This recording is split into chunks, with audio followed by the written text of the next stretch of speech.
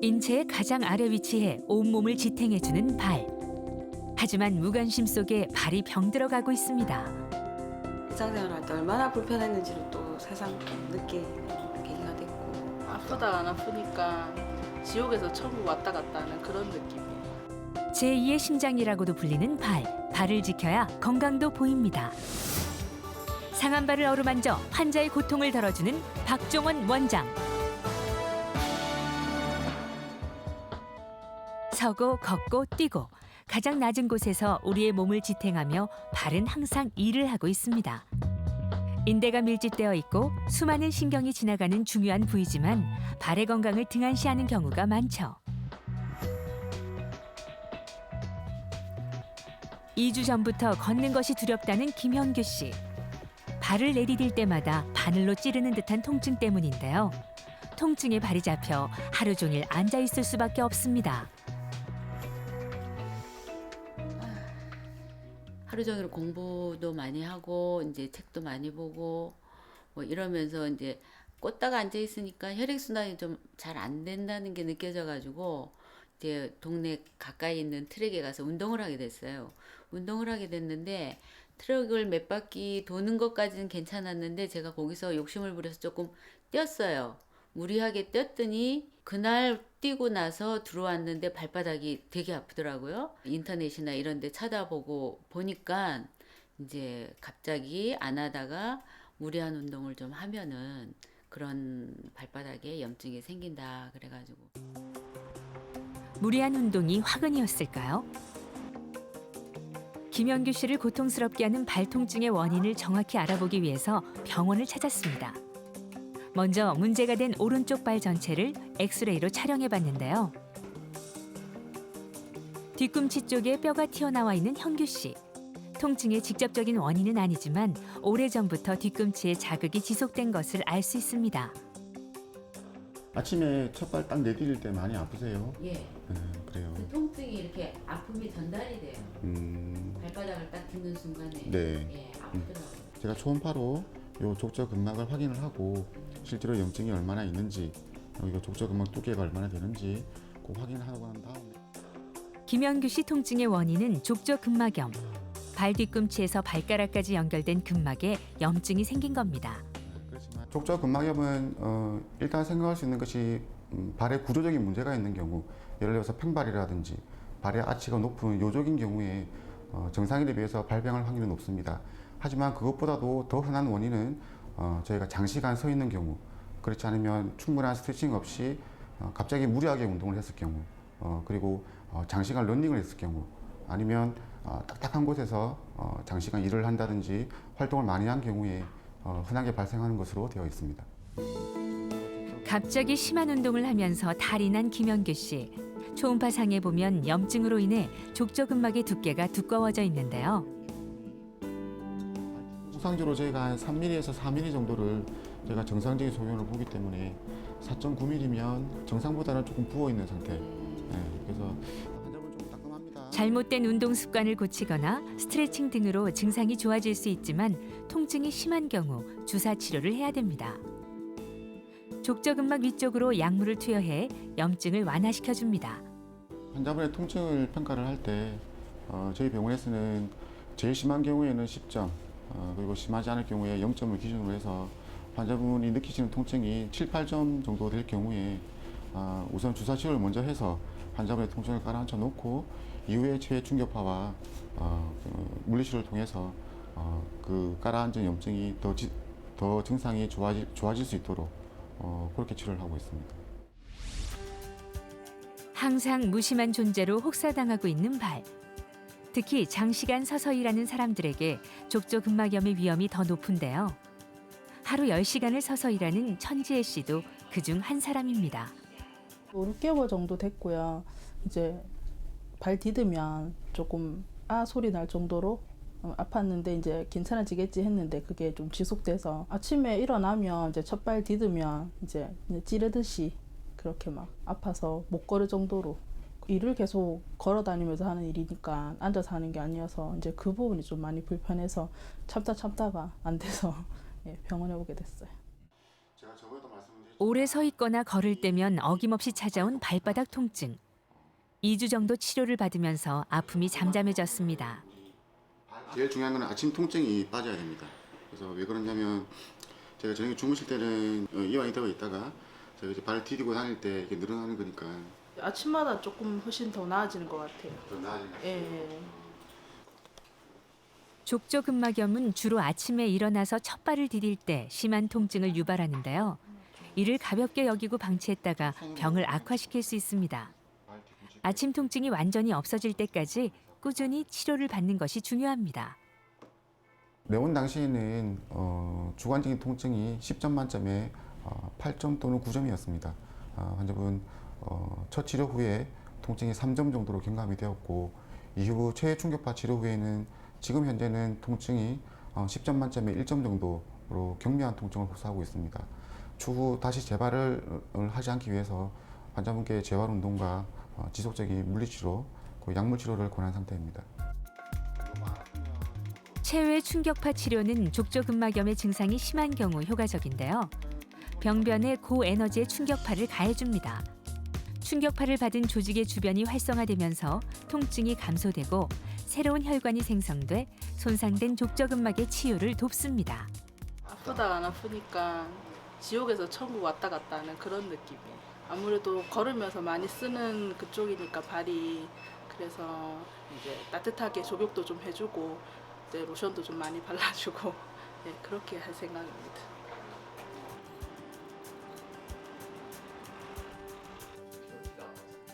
생활이 여유로워지면서 건강을 위해 운동을 즐기는 사람들이 많아졌죠. 하지만 이런 운동 열풍으로 발의 고생은 더 심해졌습니다. 강경호 씨도 족저근막염으로 치료를 받고 있는데요.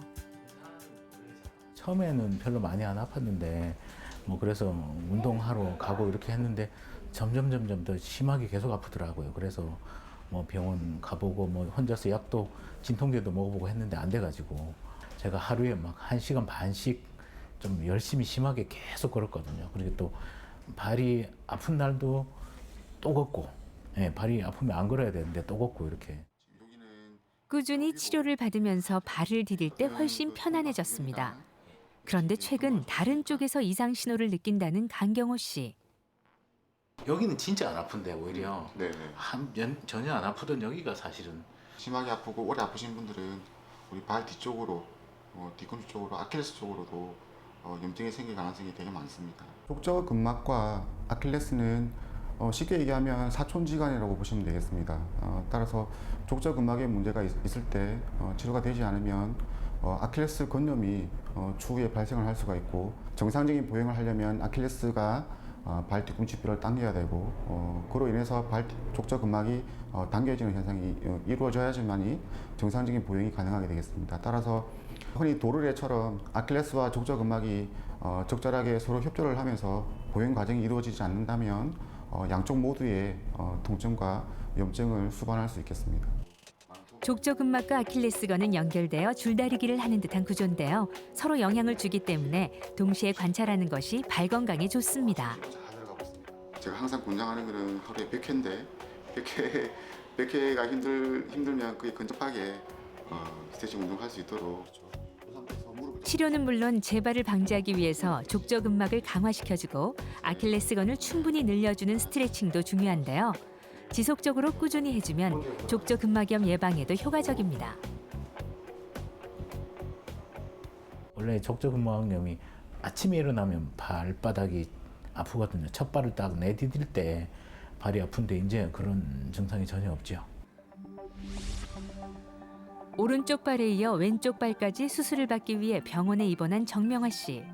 엄지발가락이 점점 휘기 시작하더니 발가락과 발바닥까지 통증이 심해졌습니다. 발도 아프고 걷기도 또 힘들고, 그리고 도중에 막 이제 발도 이제 쩔뚝거리게 되고, 그렇게 되면 또 이제 여자니까 아무래도 힐을 신어야 옷이 이제 맵시가 나는 게 있잖아요. 운동화랑 또 틀리니까. 그러니까 그럴 때는 이제 한 번씩 이제 발이 이제 조금씩 아픈 상태에서 이제 힐을 신으면은 그때는 뭐 1시간도 좀 걷기가 좀 힘들어요. 그래서 빨리 수술을 해야 되겠다 생각했죠. 여성에게 패션의 완성이 되는 구두. 하지만 하이힐의 볼이 좁은 신발은 발에 치명적인데요.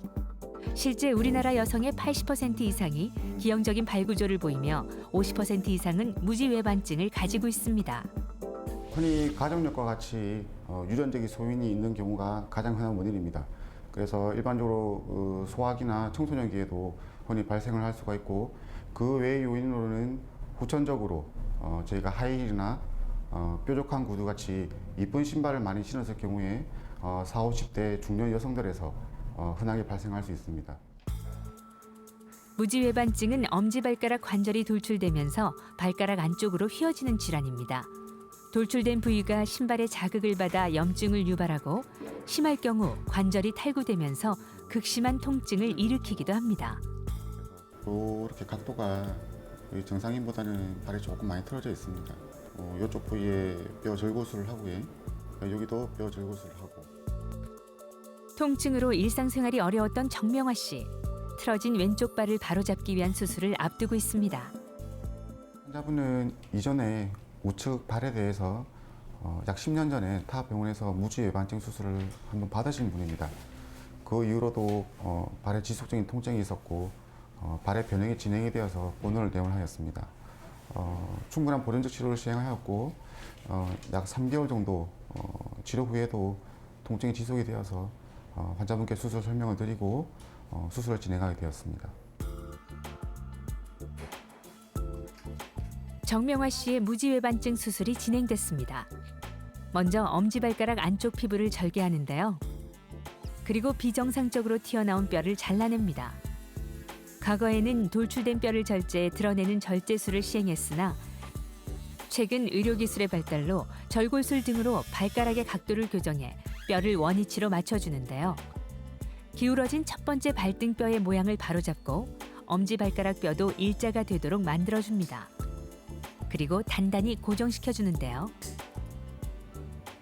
발가락은 뼈가 작아서 미세한 차이가 큰 차이를 만들 수 있기 때문에 세심한 손길 속에서 수술이 마무리됐습니다. 저희가 국소 마취와 부분 마취를 시행하는 이유는 척추 마취와 전신 마취에 비해서 일단은 회복이 빠릅니다.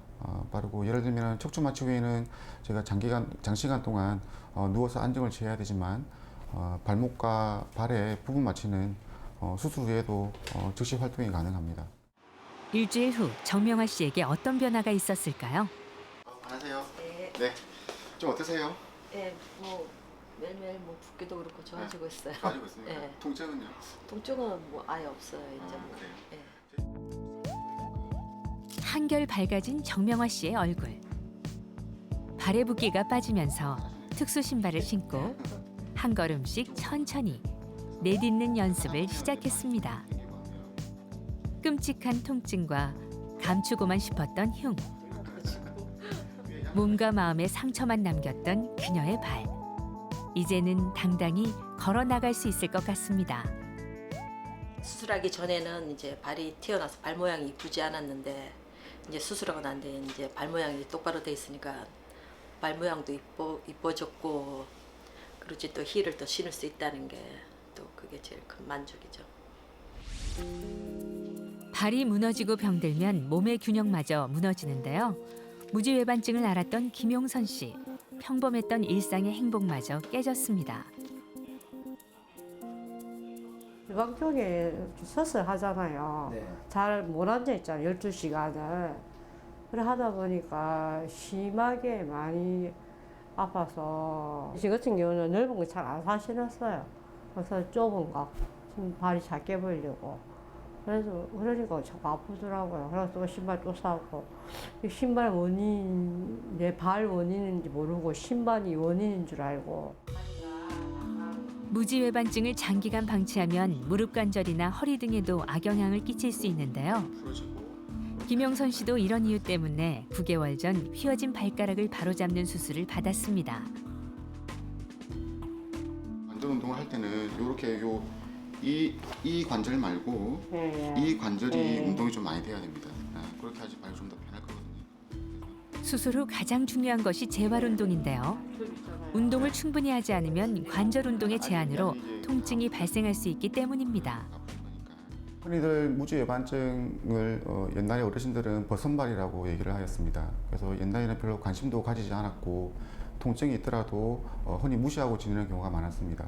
하지만 무지 외반증을 치료를 하지 않을 경우에는 두 번째에서 다섯 번째까지 작은 발가락들이 모양의 변형을 한다든지 체중을 실을 때 변화가 발생하기 때문에 지속적으로 발바닥의 통증이라든지 발 등 쪽의 통증을 유발할 수 있습니다.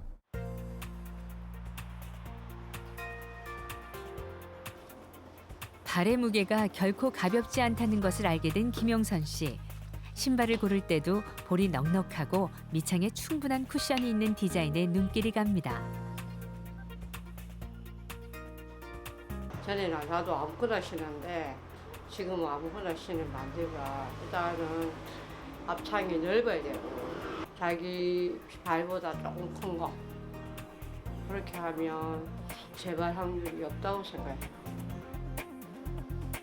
든든한 두 발로 우뚝 설 김영선 씨의 인생을 응원합니다.